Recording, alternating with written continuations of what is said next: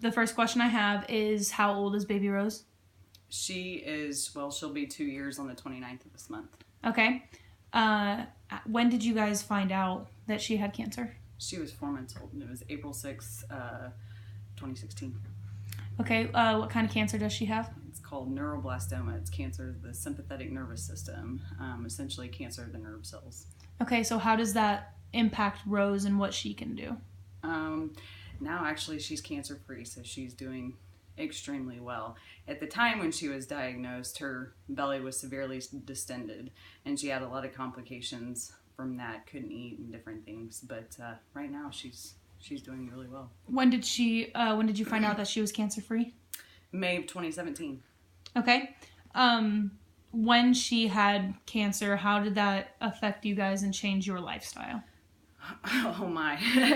In so many ways. I really had no idea how kids got cancer is not rare as it is, let's put it that way. Mm-hmm. 1 in 285 kids are diagnosed with cancer. I had no idea. I saw the St. Jude's commercials, but I never ever once even gave it a thought that it could happen to me or my child. So when Rose was diagnosed, I thought it was something because of something that I had done, a lifestyle, something environmental, and the doctors, assured us, said, we don't know what it is. We don't attribute it to anything. We have no idea why. They do believe that she had neuroblastoma in utero. So she had it from the time that she was born, and it just her belly got bigger and bigger and bigger. It started out on her adrenal gland and then spread to her liver, and she had lesions throughout her liver, and she also had less than 10% cancer in her bone marrow as well. Okay, now that she is cancer-free, what stuff can you guys do now that you couldn't in the past? Well, we travel all the time, and we have such large breaks, 6 months in between checkups, that, we actually live a normal life until the week before, really, and the week of scans. But what we couldn't do before, she had a port placed at one point. She was originally supposed to have 48 rounds of chemotherapy. And when that port was placed, she ended up suffering a stroke because the catheter that ran from the port into her heart collected a clot. And a lot of babies are born with holes in their hearts that usually don't cause any problems. And that clot broke off, went through the hole in her heart, and damaged 3% of her brain.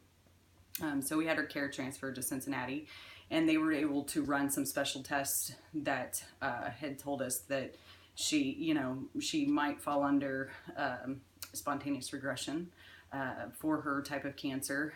In 5% of cases, neuroblastoma, it can happen that way. It can be one of the most aggressive childhood cancers, or can literally go away, and we were granted a miracle she fell in that 5%. So in the big scheme of things, we've been allowed to do a lot of different things that most parents aren't able to do. You live in fear every day, always. Snotty nose, her stomach hurts, it's a little distended. Sorry, I kind of shot her a little. It's like, you'll have to edit that. Yeah, it's fine.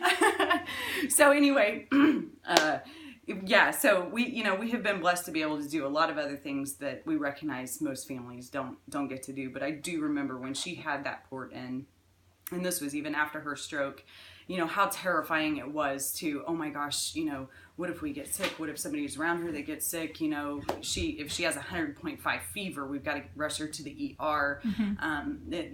The fear was real. It still is. It doesn't go away, even though she's no evidence of disease.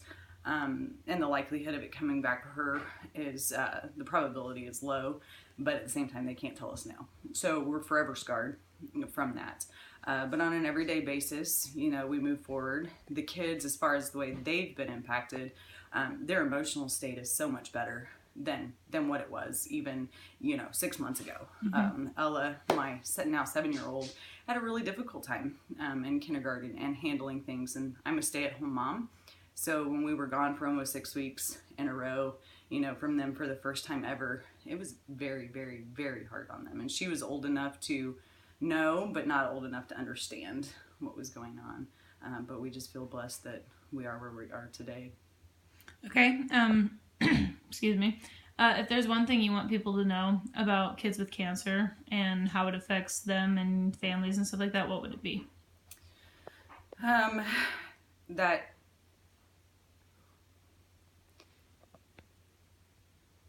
cancer takes everything from a family. Like I said, fear, we fear it every day. With childhood cancer in particular, 1 in 5 die. The statistics are astounding. And not only can you lose a child from cancer, but your finances, a lot of people lose their jobs, a lot of people lose their relationships because of it. It doesn't just simply even just take your child. It breaks everything apart. And I think that's what people don't understand the most, is that these families that go through this, it's a never-ending battle, and always is. And so for us, that's something that we wanted to do. We wanted to make a difference as much as we could, which is why we started the foundation, to raise awareness of that, to raise awareness of the statistics, not to incite fear, not to make other people think that their child's going to come down with cancer or anything like that, but to know what these families go through and why, and how devastating it is on every single level that you can imagine, from the chemo itself and the side effects. It takes a lot from families, and in order to get through this, it really truly takes a community. Okay.